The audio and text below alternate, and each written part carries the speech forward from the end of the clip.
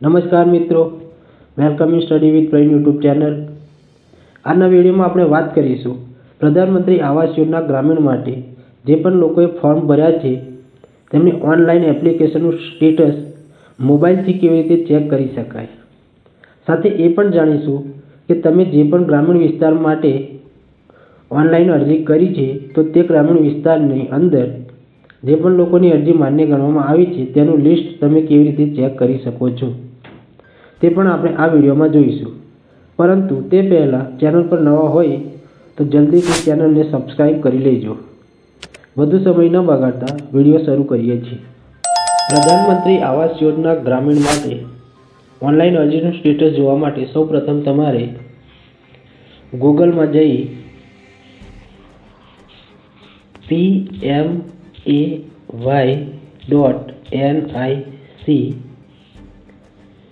એવું ટાઈપ કરી સર્ચ કરવાનું છે. જેવું સર્ચ કરશો એટલે આ રીતનું ઇન્ટરફેસ ખુલશે. ત્યાં જે પ્રથમ તમને દેખાય PMAY ગ્રામીણ પ્રધાનમંત્રી આવાસ યોજના તેના ઉપર ક્લિક કરવાનું છે. તેના પર ક્લિક કરશો એટલે થોડું લોડ લેશે અને આ રીતનું ઇન્ટરફેસ ખુલશે. આ જે છે તેને હટાવી દેવાનું છે. અહીંયાથી તમે અહીંયાથી ભાષા પણ સિલેક્ટ કરી શકો છો. આપણે ઇંગ્લિશ જ રાખીશું. હવે અહીંયા આ 3 ડોટ્સ દેખાય છે તેના ઉપર ક્લિક કરવાનું છે એટલે આ રીતનું ઇન્ટરફેસ ખુલશે.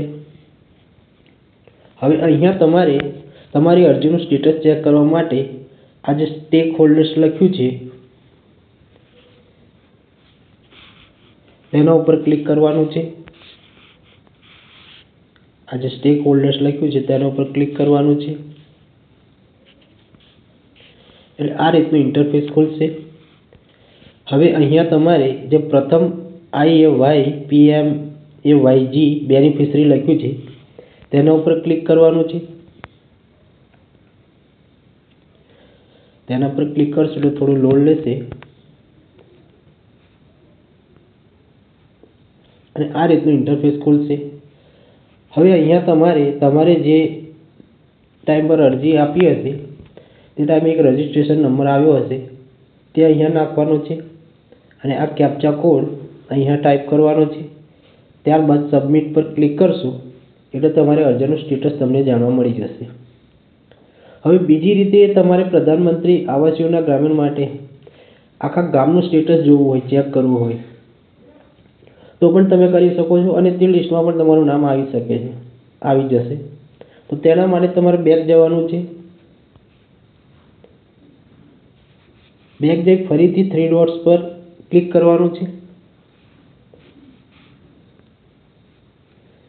એટલે આ રીતનું ઇન્ટરફેસ ખોલશે. હવે અહીંયા તમારે આ જે હવે સોફ્ટ લખ્યું છે તેના ઉપર ક્લિક કરવાનું છે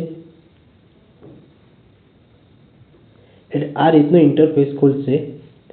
અહીંયા તમારે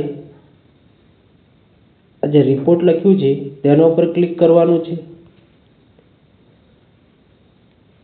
તેના પર ક્લિક કરશો એટલે આ રીતનું પેજ ખુલશે. હવે અહીંયા તમારે સ્ક્રોલ કરીને એકદમ નીચે જતું રહેવાનું છે. અહીં જે લખ્યું છે બેનિફિશરી ડિટેલ્સ ઓફ વેરિફિકેશન તેના ઉપર ક્લિક કરવાનું છે. તેના પર ક્લિક કરશો એટલે આ રીતનું એક પેજ ઓપન થશે. અહીંયા ઓલ સ્ટેટ લખ્યું છે તો આપણે ગુજરાત સિલેક્ટ કરી લઈશું. પછી સ્ટેટ સિલેક્ટ કરીશું.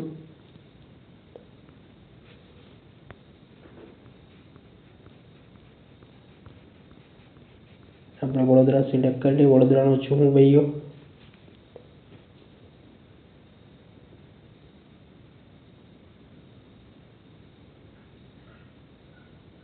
થોડું લોડ લે છે.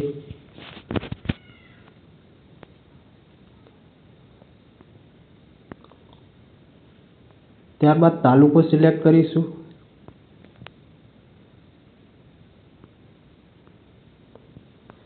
ત્યારબાદ ગામ સિલેક્ટ કરીશું. હું કોઈ પણ કરી લઉં છું.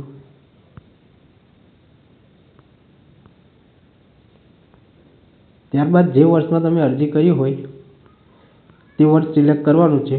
હું હમણાં તમને જણાવવા માટે ગમે તે વર્ષ સિલેક્ટ કરું છું. ત્યારબાદ કઈ યોજનામાં તમે ફોર્મ ભર્યું હતું એ બધી સ્કીમ અહીંયા આગળ આપેલી છે. તમે જે સ્કીમમાં ફોર્મ ભર્યું હોય તેમાં કરી શકો છો. આપણે પ્રધાનમંત્રી આવાસ યોજના ગ્રામીણનું ચેક કરીએ છીએ. ત્યારબાદ અહીંયા આ રીતે લખેલું આવશે અને તમારે ફિલ કરવાનું છે, સોલ્વ કરવાનું છે. તો આપણે સોલ્વ કરીશું.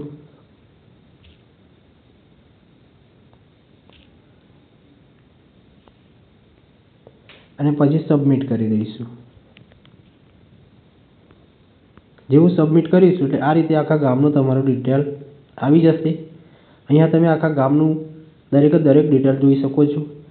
હવે આને તમારે ડાઉનલોડ કર્યું હોય તો ડાઉનલોડ PDF એવું લખ્યું છે તેના પર ક્લિક કરશો એટલે ડાઉનલોડ થઈ જશે.